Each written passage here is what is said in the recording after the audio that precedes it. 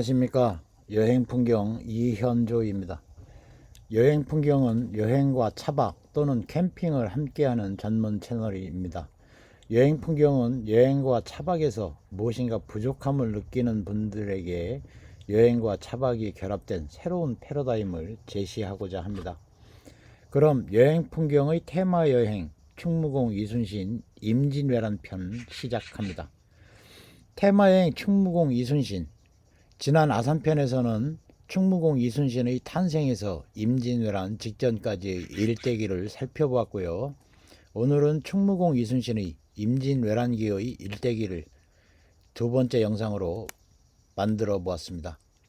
임진왜란은 1592년 선조 25년 전국시대가 끝난 도요토미 정권 치하에 일본이 조선을 침략하면서 발발하여 1598년 선조 31년까지 7년 동안 이어진 전쟁입니다. 임진왜란은 조선과 일본뿐만 아니라 대명과 여진족 등 동아시아 전체에 큰 영향을 미쳤습니다. 조선은 경복궁과 창덕궁 등 두 개의 궁궐이 소실되었고 인구는 최소 100만 명 이상 감소했으며 경작지의 3분의 2 이상이 황폐화되는 큰 피해를 입었습니다. 임진왜란 직전의 조선은 건국 후 200년간 이렇다 할 전란을 겪지 않아 상비군 체제에서 병농일치 예비군 체제로 전환된 상태였습니다. 여진족과 분쟁이 빈번한 북부지방과 남부 수군은 상비군이 유지되었지만 기타 지방에서는 문서상으로만 병력이 존재하고 실제로는 군역을 부과하지 않거나 대역인을 세우고 군포를 납부하도록 하는 방군 수포와 대역 납포가 공공연히 이루어졌습니다. 특히 기병은 상비군으로서 많은 경험이 있었지만 임진왜란에서 주력을 담당했던 보병은 병력의 질이 형편없었습니다. 전쟁의 징후가 점점 분명해지자 선조는 여러 면에서 군비를 강화하고 여러 무장을 발굴하고 성곽을 보수하고 해자를 팠지만 특히 경상도를 비롯한 남부지방은 이전 수백 년 전부터 전란을 입은 경험이 없었기에 많은 마찰이 있었습니다.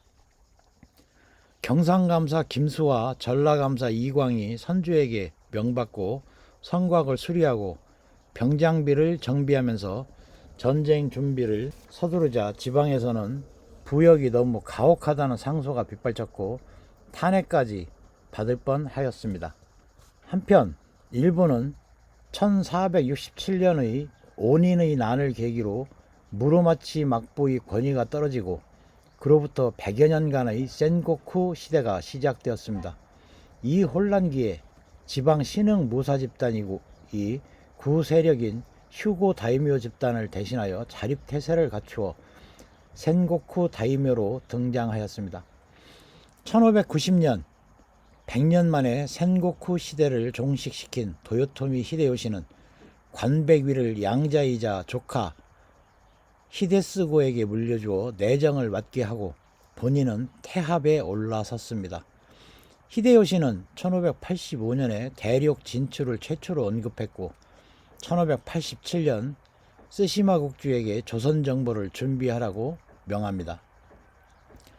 도요토미 히데요시는 타국의 다이묘들이 가지고 있던 막강한 군사력을 외부로 방출시킴으로써 국내 안정과 권력 공고화를 도모하고 신흥 상업 세력을 억제하려고 명나라를 침략하게 되었다는 견해가 있습니다. 히데요시는 1591년 쓰시마 국주 소요시토시를 이용해 조선에 사신으로 파견하여 명나라를 정벌하러 갈 것이니 길을 내어달라는 가도 임명이라는 주장을 전달했습니다. 그러나 조선의 왕과 만정제신은 명나라와 군신 대의를 깰 수 없었고 교만한 마음에서 일본을 업신여겼던 데다가 과거 삼포외란을 겪었던 조선의 왕과 백관의 처지에서 일본이 명을 정복하는 과정에서 순순히 조선의 길만 빌린다는 실정도 의심스러운 일이었으므로 일본이 한 요청을 거절하였습니다. 이로써 임진왜란이 발발하게 되었습니다. 임진왜란의 전황을 간략하게 살펴보면 교섭이 결렬되자 히데요시는 1592년 5월 23일 음력으로 4월 13일에 군대 약 20만을 조선으로 파병해 침공하였습니다. 이날 정발이 지키는 부산진성과 송상현이 지키는 동래성이 일거에 함락되었습니다. 6월 3일 음력으로 4월 24일 순변사 이일이 상주에서 일본군에게 패하고 10일 만에 경상도가 넘어갔고 6월 7일 음력 4월 28일에 도순변사 신립이 청주의 탄금대에서 일본군에게 대패하고 전사하였습니다. 그러나 고니시 유키나가가 이끄는 병력도 많이 전사하고 부상당했습니다.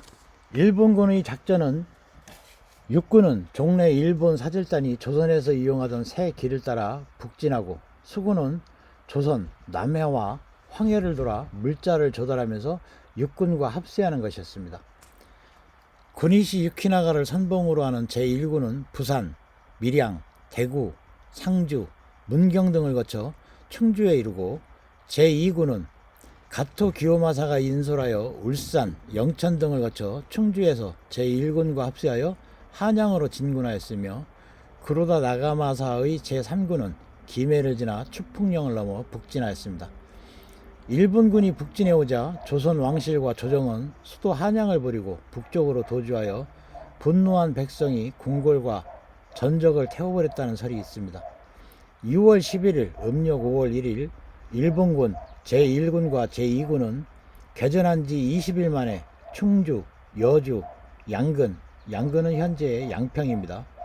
양평 등을 거쳐 한양을 점령하여 본고지로 삼았고, 6월 26일 음력 5월 17일 도원수 김명원을 임진강 전투에서 격파하고 군을 나누어 고니시 유키나가의 군대는 평안도로, 가토 기요마사의 군대는 함경도로 각각 한반도 북부까지 진격하였습니다. 7월 21일 음력 6월 13일에 평양이 함락되었습니다. 1592년 선조 25년 4월 13일 일본군이 부산포에 상륙하였고, 파죽지세로 북진해 오자 조정은 보름 만에 한성을 버리고 개성으로 피난했으며, 이어 평양을 거쳐 의주까지 퇴각했습니다. 왕이 한양을 나왔을 때 분노한 백성이 궁궐을 태워버리고 노비는 자신의 문적을 알고 있는 장례원과 형조를 불태웠습니다. 조정에서는 도원수 김명원에게 도성을 수비하라고 시켰으나 결국 1592년 5월 3일 도성은 손쉽게 함락되었습니다. 일본군 입장에서는 굉장히 당혹스러워했고, 백성이 정복자에 대항하는 실정에도 충격받았습니다. 일본에서 백성이란 단순히 거주를 이전하는 자유도 없는 영지에 부속된 농노나 전리품으로서 성격이 강했기 때문입니다. 일본은 이런 차이를 모른 채 정복한 조선에서 보급과 급료 등 비용을 충당할 예정이었으므로 일본군의 기본 계획에 큰 차질을 빚게 됩니다. 그럼 본론으로 돌아와서 충무공의 임진왜란 행보를 살펴보도록 하겠습니다. 1592년 선조 25년 충무공이 48세 되던 해 4월 12일에 거북선 건조를 완료했습니다. 4월 13일에는 임진왜란이 발발하였고요. 4월 15일 전쟁 발발 소식을 고지받았습니다. 5월 4일 전라 좌수군의 1차 출동이 이루어지는데요. 이 출동에서 5월 7일에는 경상우수사 원균의 요청으로 이순신은 대형 전선인 판옥선 24척, 중형 전선인 협선 15척, 소형 쾌속선인 포작선 46척으로 구성된 전라 좌수영의 함대를 이끌고 음력 5월 4일 새벽에 여수항을 출발하여 음력 5월 6일 아침에 당포 앞바다에서 원균의 경상우수영의 함대에 판옥선 4척, 협선 2척과 합류하였습니다. 전라 좌수영과 경상우수영의 연합함대 91척의 총지휘는 충무공 이순신이 맡게 되었습니다. 거제도 송미포에서 밤을 새우고 낙동강 하구의 가덕도로 항진하던 연합함대는 음력 5월 7일 정오 무렵에 척후장 김환이 옥포에 정박 중인 일본 수군 함선 50여 척을 발견합니다. 선봉장 이운용을 선두로 돌격을 감행하여 맹렬한 화포 사격을 퍼붓자 기습을 당하고 전열을 갖추지 못한 일본 수군은 해안선을 따라 탈출을 시도했습니다. 조선 수군은 일본 수군의 퇴로를 봉쇄하고 총통과 화살로 무차별 공격을 퍼부으면서 일본 수군의 선단을 해안선 쪽으로 압박하였습니다. 일본 수군의 일부는 포위망을 뚫고 해상으로 탈출하였으나 나머지는 배를 버리고 해안에 상륙하여 산속으로 도주하였습니다. 이것이 거제도 옥포해전입니다. 같은 날 오후에는 창원시 진해구 웅천 외성 앞에서 외선 5척을 만나 격파하였습니다. 이것이 웅포해전입니다.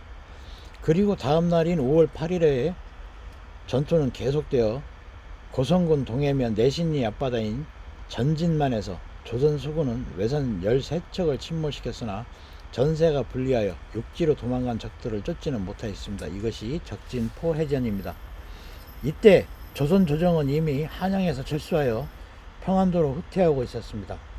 27일에는 도원수 김명원이 임진강 방어에 실패하여 조선반도의 대부분은 왜군에 의하여 유린되고 있었습니다. 이해 5월 충무공 이순신은 종이품 가선대부로 가져됐습니다. 5월 29일 전라 좌수군의 2차 출동이 있었고요. 사천 앞바다 사천 선진리성 앞에서 승리를 거두게 됩니다. 사천해전이라고 하는데요. 도쿠이 미치유키가 지휘하는 일본군 함대 13척을 모두 전멸시키고 큰 승리를 거둔 해전입니다. 함대 규모는 전라좌도 수군절도사 이순신이 이끄는 전라좌수영의 함대 판옥선 23척과 거북선 2척, 경상우도 수군절도사 원균이 이끄는 경상우수영의 함대 판옥선 3척입니다. 이때 이순신이 총상을 입었고 실전에서 처음으로 거북선을 사용하였습니다. 같은 해 6월 2일에는 사천해전을 치른 함대는 사량도에 이르러 이곳에서 밤을 보냈습니다. 전투 당일 오전 8시 척후선으로부터 당포 선착장에 외선이 정박해 있다는 보고를 받은 연합함대는 곧 당포로 나갑니다. 당포 선창에는 왜군 대선 9척, 경선 및 소선 12척이 매어 있었고 함대 지휘관은 가메이 고래놀이였습니다. 이 전투는 사천해전에 이어 두 번째로 거북선을 앞세운 전투입니다. 특히 기암을 집중 공격하였는데 중위장 권준이 가메이 고래놀이로 추정되는 일본군 장수를 화살로 명중시켜 바다로 떨어뜨리자 첨사 김완과 군관 진무성이 목을 베었고 일본군은 전의를 상실하고 도주하기 바빴습니다. 하지만 일본의 기록에서는 가메이 고래놀이는 생還하여 세키가하라 전투에 참전한 것으로 되어 있습니다. 도요토미 히데요시가 고래놀이에게 준 금부채가 전리품으로 노획되었고요. 일본 군선 21척은 모두 격침되었습니다. 사살된 일본군도 수를 헤아리기가 어려울 정도였습니다. 이것이 통용시 산양읍 삼덕리 앞바다인 당포해전입니다. 당포해전을 승리로 이끈 이순신과 원균의 연합함대는 당포 앞바다에 정박해 전략회의를 계속하면서 수색 활동을 지속적으로 전개했습니다. 6월 3일에는 수색을 했으나 적들이 보이지 않았고요.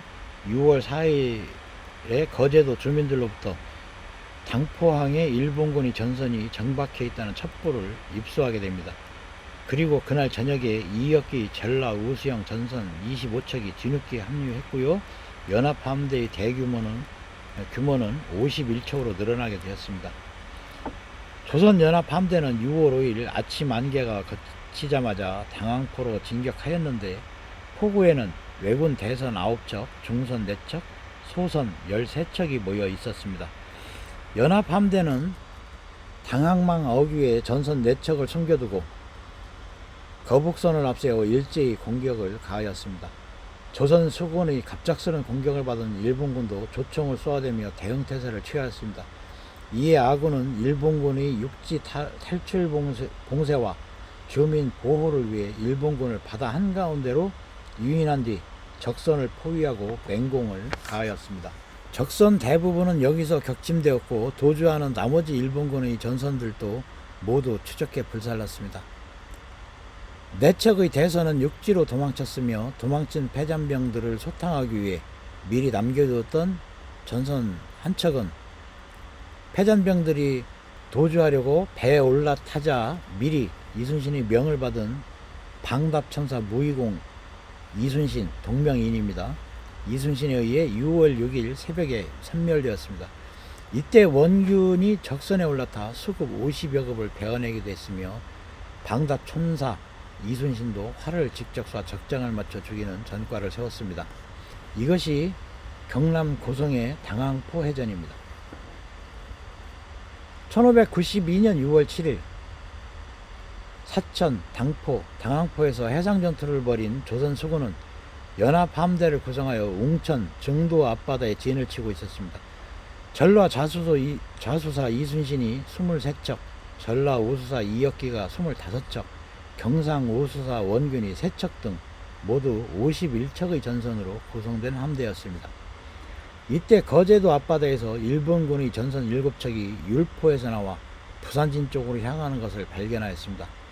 정오쯤에 영등포 앞에 이르자 조선 수군은 3척의 배를 몰아 율포만으로 추격해 들어갔으며 전선 2척을 납포하였고 나머지 전선 5척을 불사르고 일본군을 36명을 목을 베었습니다. 이것이 2차 출전의 마지막 전투인 율포해전입니다. 이해 6월에 충무공 이순신은 정이품 자헌대부가 되었습니다.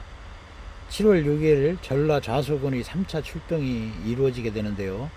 7월 8일에 경상 우수사 원균과 전라 우수사 이역규와 함께 연합 함대를 구성하여 한산도 앞 견내량 바다에서 와키자카 야스하루가 이끄는 주력 함대 73척을 격파한 뒤 가덕도로 향하던 중 진해 땅 안골포에 일본 수군의 전선 40여 척이 머무르고 있다는 첩보를 입수하게 됩니다. 7월 10일 전라 좌수사 이순신이 이끄는 조선 수군 연합 함대가 진해 땅 안골포에서 구키 요시타카와 가토 요시아키가 이끄는 일본 수군 정예 함대 42척을 격파하여 승리를 거두는 안골포 해전이 있었습니다.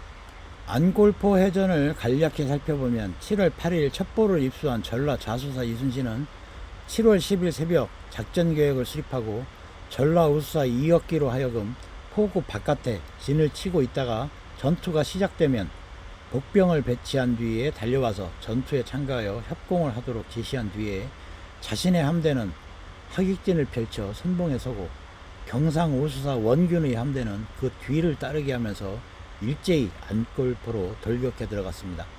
이때 일본군의 전선들은 모두 42척으로 그중 각각 3층과 2층으로 된 큰 배 안택선이라고 합니다. 2척은 포구에서 밖을 향해 떠 있었는데 이는 지휘관 구키요시다키카와 가토 요시아키 등이 이끄는 함대였습니다. 그러나 안골포 포구의 지세는 좁고 수심이 얕아서 조수가 빠지면 육지가 되므로 판옥선처럼 큰 배는 쉽게 출입할 수 없기 때문에 여러 번이나 외선들을 포구 밖으로 유인하려 했으나 형세가 불리해지면 육지로 올라갈 속셈으로 험한 곳을 차지하고 배를 메어두고 겁을 먹고 나오지 않았습니다. 이에 전라 좌수사 이순신이 계획을 변경하여 여러 장소들에게 명령하여 교대로 포구 안으로 드나들면서 총통과 장편전 등으로 일본군을 공격토록 하자 마침내 일본군 병사들도 응전하기 시작했습니다. 때를 맞춰 전라 우수사 이역기가 장소를 정하여 매복시킨 다음 급히 함대를 이끌고 달려와 합세하면서 전투는 절정에 달했습니다. 일본군의 대응사격에 전사 19명, 부상 114명이라는 이전까지 이어져온 해전 중 조선 수군의 피해가 가장 컸다는 기록이 있습니다. 물론 왜군의 피해에 비하면 경미한 수준이었습니다. 일본군은 사상자를 작은 배로 실어내고 흩어져 있는 병사들을 큰 배로 옮겨가면서 구키 요시타카가 자신의 기함이었던 안택선을 방어벽으로 삼아서까지 총력전을 펼쳤으나 종일토록 계속된 전투에서 20척을 잃고 많은 전사자를 낸 채 무트로 도망치고 말았습니다. 이순신은 버려진 적선을 모두 불태우며 고립된 적군이 백성을 해칠 것을 우려하여 적선 중 일부는 남겨둔 채 포구 밖으로 이동하였습니다. 이해 7월에는 충무공 이순신이 당상관인 도원수 정헌대부로 가자되었습니다. 8월 14일 한산도에서 크게 승리를 거두는데 이것이 바로 한산도 대첩 또는 견내량 대첩이라고 합니다.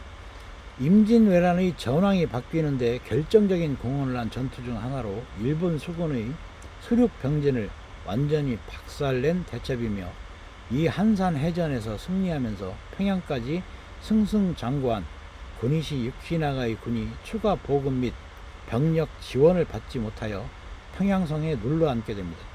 수군의 도움을 받지 못하니 전라도를 공격하는 왜군의 움직임도 둔화될 수밖에 없었습니다. 일본 수군은 1592년 7월경 한산도 대첩에서 패배한 후 약 1개월간 남해안 일대에서 이렇다 할 움직임을 보이지 않았습니다. 8월 중순경 한성에 주둔하고 있던 가토 기요마사, 기무라 시게지, 오카모토 에치고 등의 부대는 경상도 지방으로 이동하여 대부분의 병력을 김해에 집결시키는 한편 군수 물자를 부산으로 운반하였습니다. 당시 부산포에서는 도요토미 히데가스군 주력부대와 본국에서 증원된 수군 8,000명이 함선 430여 척을 보유하고 해안 요충지를 지키고 있었습니다. 조선은 일본군의 이런 움직임을 본국으로 철수하려는 것으로 판단하였고, 경상우도 순찰사 김수가 전라 좌도 수군절도사 이순신에게 위로 침범한 적도들이 낮에는 숨고 밤에 행군하여 양산, 김해강 등지로 잇따라 내려오는데 짐짝을 가득 실은 것으로 보아 도망치는 낌새가 현저하다라고 해상 도주 통로를 차단해 줄 것을 요청했습니다. 이에 8월 24일 이순신은 부산포에 주둔한 일본군을 경멸하기 위한 목적으로 전라우도 수군절도사 이역기, 경상우도 수군절도사 원균의 함대와 합류하여 판옥선 74척, 협선 92척 등 총 166척으로 통합 함대를 편성하여 4차 출동을 하게 됩니다. 부산포로 향하던 중 8월 29일 양산강 쪽에서 치른 소규모 접전에서 승리를 거두게 되는데, 이것이 지금의 장림포, 부산 사하구에 있는 장림포 해전입니다. 그리고 9월 1일 이순신은 계속해서 부산포로 향하던 중 서평포, 다대포, 절영도 등에서 일본군 전선 24척을 격파했습니다. 이것이 바로 부산포 해전입니다. 부산포 앞바다의 절영도 부근으로 진출한 조선 수군은 부산포 동쪽 산기슭 해안에 일본 수군 산단 400여 척이 집결해 있는 가운데 다수의 육군이 해안선에 진지를 구축하여 조선군의 공격에 대비하고 있음을 탐지하였습니다. 조선 수군은 장사진을 펼치면서 종대 대형으로 부산진 포구 안으로 밀고 들어갔습니다. 조선 수군에 압도된 일본 수군은 배를 버리고 육지로 달아나 육군 병력이 방어하고 있는 해안 진지에 뛰어들어 필사적인 저항을 시도하였습니다. 이에 조선 수군은 해안 진지에서 저항하는 일본군에게 활을 쏘아 견제하는 가운데 포구에 방치된 일본군 전함을 향해 각종 총통 사격을 집중하였습니다. 양 함대의 전선 수를 비교하면 약 3대 1의 비율로 조선 수군이 열세하였고, 지리 조건도 일본군들은 언덕을 이제 높은 곳에서 낮은 곳을 향하여 공격하지만 조선 수군은 해상에서 완전히 노출되어 공격군에 매우 불리한 여건이었습니다. 그럼에도 불구하고 부산포 해안에서 적선 100여 척을 격침시키는 등 큰 전과를 올렸으나 이순신은 육지로 일본군을 추격하지는 않았습니다.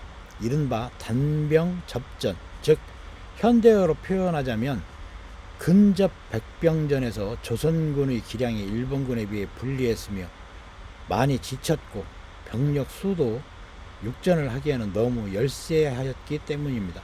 또 육상전의 핵심 타격력인 기병을 조선 수군은 갖지 못한 데 반하여 일본군은 경험이 풍부한 기병을 보유한 것도 이유가 되었습니다. 그 와중에도 조선군은 왜군이 주둔하고 있는 언덕에 활을 쏘아 왜군 3,800명을 물리치는 등의 전과를 올렸으나 이 전투에서 이순신은 아끼던 부하였던 정운을 잃었습니다.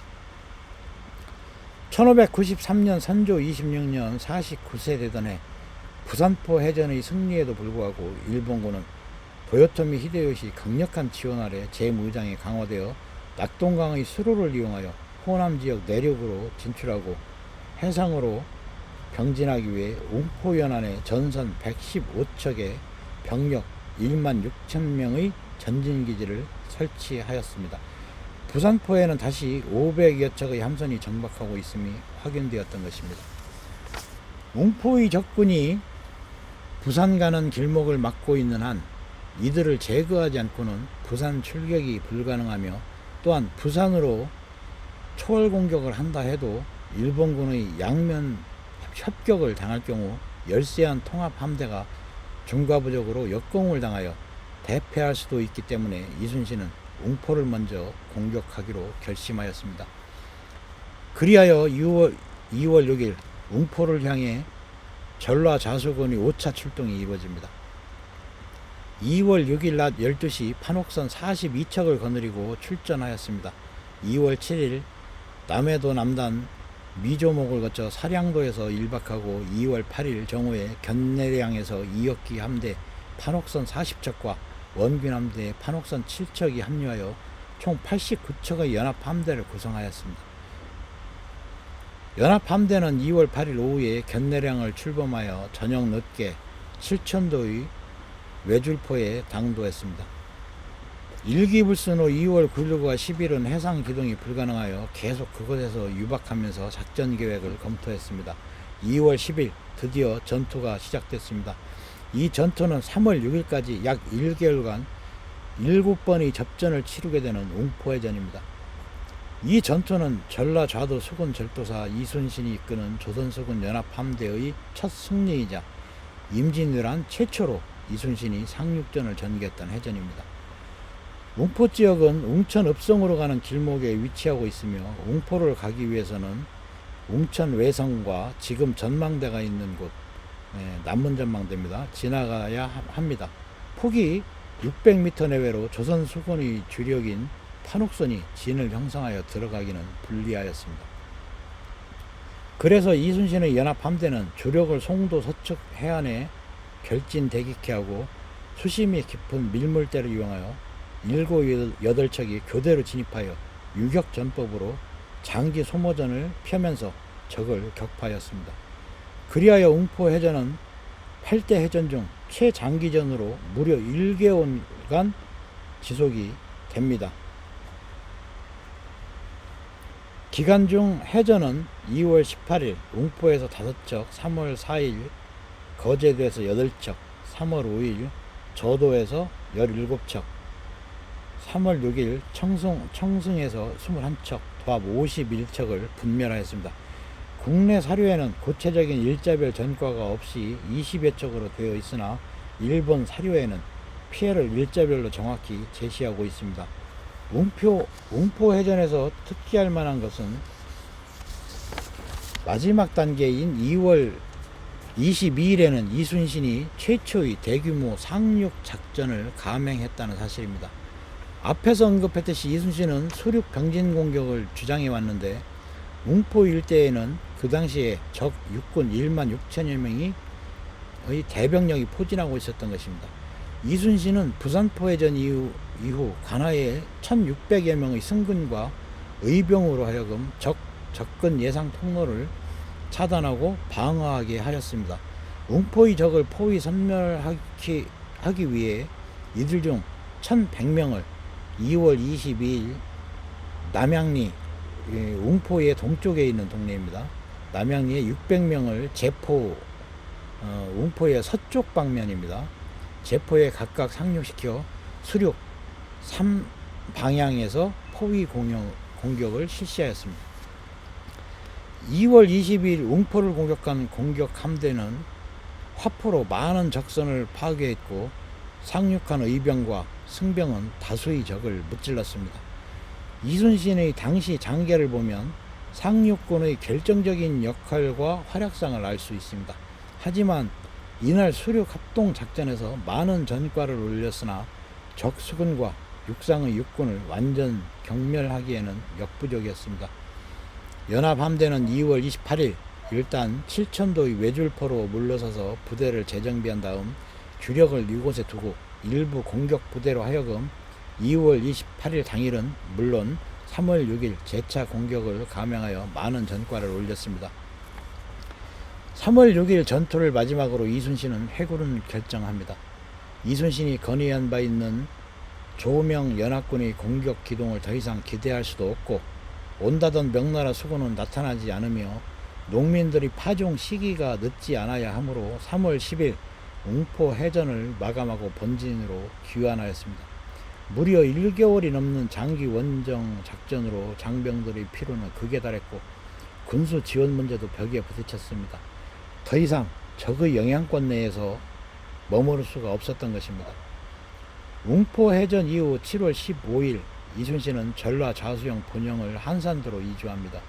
그리고 8월 1일 이순신은 초대 3도 수군 통제사로 임명되었습니다. 1594년 선조 27년 충무공 50세 되던 해에 3도 수군 통제사 이순신의 정유재란 이전 임진왜란 마지막 전투가 되는 6번째 출동이 있었습니다. 3월 4일 당항포에서 2차 승리를 거두고 9월 29일 거제시 장목면 장목리 앞바다인 장문포에서 일본군을 마주쳤으나 일본군이 적극적으로 교전을 회피하여 싸움다운 싸움이 벌어지지도 못했습니다.